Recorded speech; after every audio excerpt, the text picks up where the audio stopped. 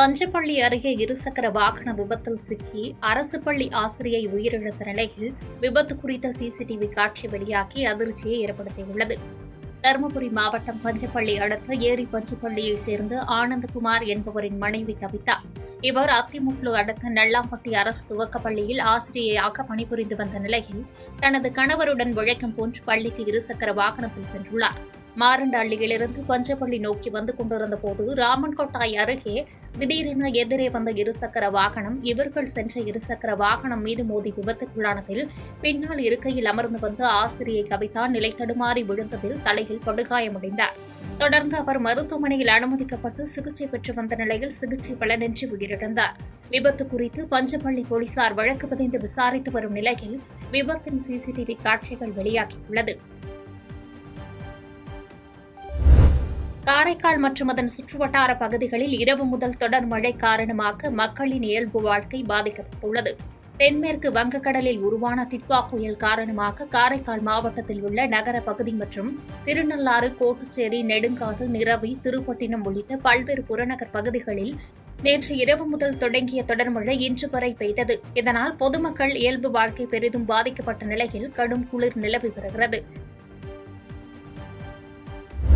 டிட்வா புயல் காரணமாக பெரம்பலூர் மாவட்டத்திற்கு கனமழைக்கான ஆரஞ்சு அலர்ட் விடுக்கப்பட்டிருந்த நிலையில் அதிகாலை முதலே பரவலாக மழை பெய்தது. தொடர் மழை காரணமாக பெரம்பலூர் மாவட்டத்தில் உள்ள அனைத்து பள்ளி கல்லூரிகளுக்கும் இன்று விடுமுறை அளித்து மாவட்ட ஆட்சித்தலைவர் மிருணாளினி அறிவித்துள்ளார். இந்நிலையில் காலை முதலே பரவலாக மழை பெய்து வரும் சூழலில் எப்போதும் கூட்டமாக காணப்படும் பெரம்பலூர் பழைய பேருந்து நிலையம், கடைவீதி பகுதிகள் இன்று மக்கள் நடமாட்டம் அதிகமின்றி வெறிச்சோடி காணப்பட்டது.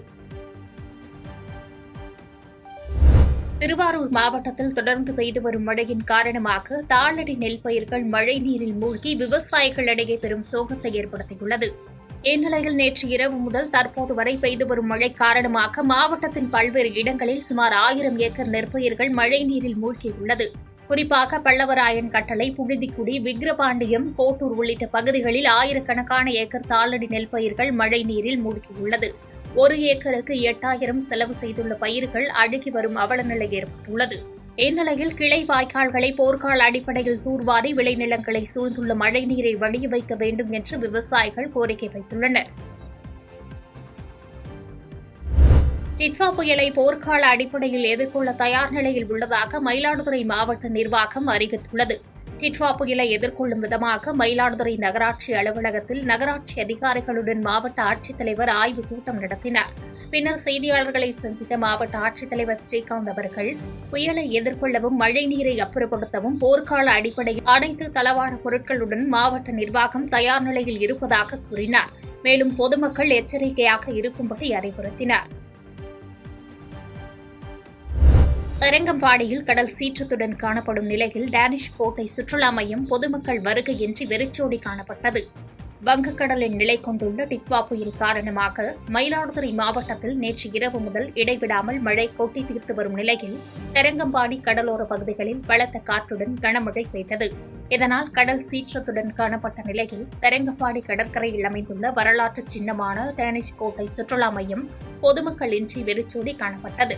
இருப்பினும் பொதுமக்களின் பாதுகாப்பு கருதி கடற்கரைக்கு செல்ல வேண்டாம் என்று அறிவுறுத்தியுள்ள காவல்துறையினர் அப்பகுதியில் பாதுகாப்பு பணியில் ஈடுபட்டு வருகின்றனர். மூலப்பொருள் விலையேற்றத்தால் தங்களது தலைமுறை தொழிலை தொடர முடியாமல் தவிப்பதாக வேதனை தெரிவித்துள்ள நரிக்குறவு மக்கள் தங்களுக்கு தமிழக அரசு உதவ வேண்டும் என்று கோரிக்கை வைத்துள்ளனர். கிருஷ்ணகிரி மாவட்டம் ஊத்தங்கரையை அடுத்து காட்டேரி மற்றும் வெள்ளிமலை பகுதிகளில் சுமார் 500க்கும் மேற்பட்ட நரிக்குறவர் குடும்பங்கள் வசித்து வருகின்றனர். இவர்கள் ஊசி மற்றும் பாசிமணிகளை கையால் கோர்த்து விற்பனை செய்வதை பிரதான தொழிலாக வைத்திருந்த நிலையில் அண்மை காலத்தில் மூலப்பொருட்கள் விலையேற்றமடைந்துள்ளது.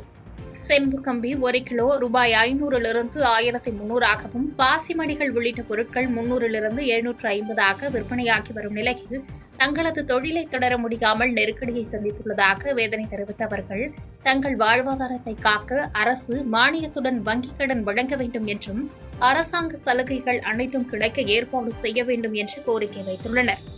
பாருங்க, இந்த மணி ஃபர்ஸ்ட்ல விற்கும் போதும் 20 ரூபாய் 25 ரூபாய் தான் இருந்துச்சு. இன்னைக்கு 75 ரூபாய். இந்த கம்பி பாருங்க, அன்னைக்கு விற்றது 500 ரூபாய், இன்னைக்கு 1300 ரூபாய். இந்த 1300 போட்டு கம்பி வாங்கின்னு வந்து 75 போட்டு மணி வாங்கி சுற்றினா 4 மணி வருது இந்த கொத்துக்கு. அப்படின்னா 10 கொத்துக்கு பைத்துனாங்க 40 சரம். இதில் எவ்வளோ சம்பாதிக்க முடியும்? முன்ன அதிலே வந்து 150 எங்களுக்கு கிடைக்கும் கட்டி முடித்தா. இன்றைக்கி இதில் முதல் தான் போகுத ஒழிஞ்சு லாபம் வந்த பாடும் கிடையாது, ஒன்றும் வந்த பாடும் கிடையாது.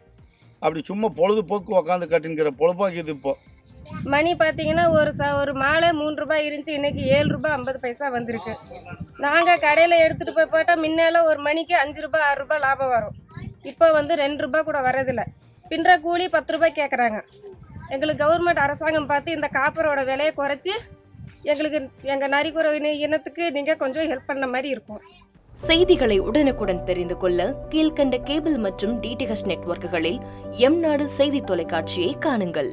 பாதகம் செய்பவரை கண்டால் நாம் பயம் கொள்ளலாகாது பாப்பா.